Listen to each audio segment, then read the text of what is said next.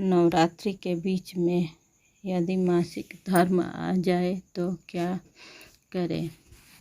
9 दिन के नवरात्र को पवित्रता का प्रतीक माना जाता है।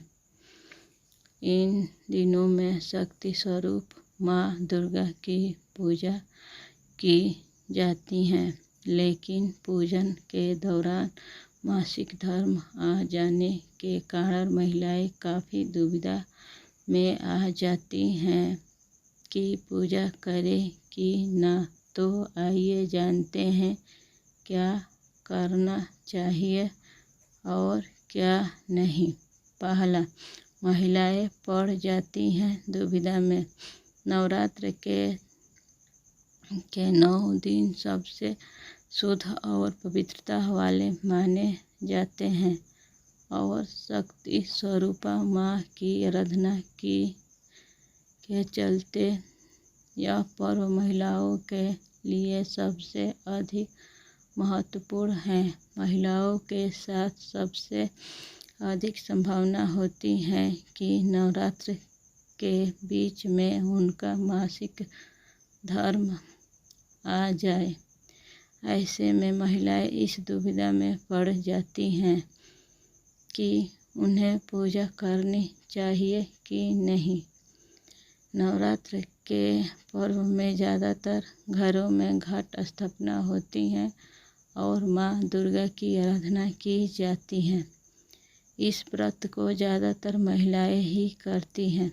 दूसरा, भगवान के लिए भक्ति का भाव सुप्रिय है। महिलाओं के लिए मासिक धर्म प्रतीक रूप से होने वाली वह घटना है जो हर 22 से 28 दिन में रिपीट होता है।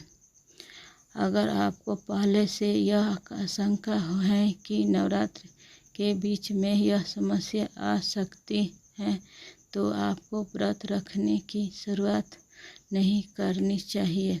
ऐसी स्थिति में आप चाहे तो पहला और आखिरी व्रत कर सकती हैं। मासिक धर्म में महिलाओं को चक्कर आना, भूख न लगना और कब्ज जैसी समस्या हो सकती है।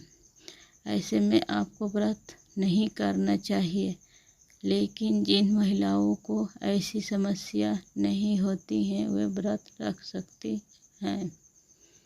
इस दौरान आपको माता की प्रतिमा को स्पर्श नहीं करना चाहिए और न ही पूजा की कोई सामग्री छूनी चाहिए। आप सच्चे श्रद्धा भाव से व्रत कर सकती हैं और फलाहार भी कर सकती हैं। भगवान के लिए भक्तों के मन में सच्चा भाव होना जरूरी है और शारीरिक शुद्ध उसके बाद आती है। तीसरा, व्रत के साथ कर सकती हैं पाठ। जिन महिलाओं को मासिक धर्म की समस्या आती है वे व्रत करने के लिए दुर्गा सप्तमी का पाठ भी मन कर सकती हैं। अगर आपको यह पाठ याद नहीं तो आप अपने मोबाइल में इंटरनेट के माध्यम से यह पाठ देखकर कर सकती हैं। किसी एकांत स्थान पर बैठकर आप चाहें तो यह पाठ कर सकती हैं। ध्यान रखें कि यह पाठ आपको स्नान के बाद स्वच्छ वस्त्र धारण करके ही करना चाहिए। चौथा, इस प्रकार से व्रत करें।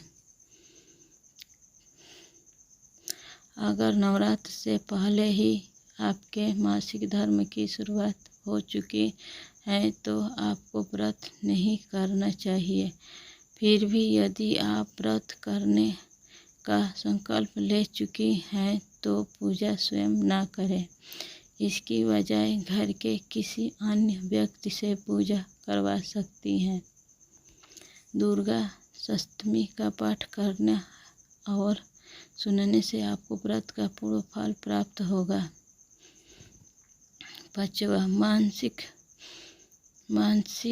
जप और मानसिक ध्यान जरूर करें।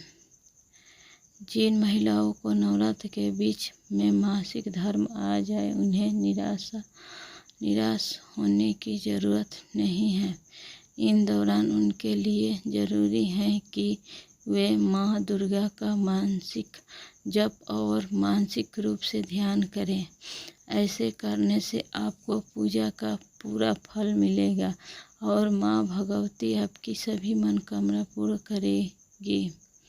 छठा, आखिरी व्रत तक आ जाए मासिक धर्म तो अगर आपने पहला व्रत कर लिया है और आपको आखिरी व्रत तक मासिक धर्म की शिकायत हो जाए तो भी आपको आखिरी व्रत करना चाहिए और कुछ नियमों का पालन ज़रूर करना चाहिए। नवरात्रि में जिस समय आप मासिक धर्म खत्म हो जाए उस समय नहाकर साफ वस्त्र धारण करके माँ भगवती का पूजन करें।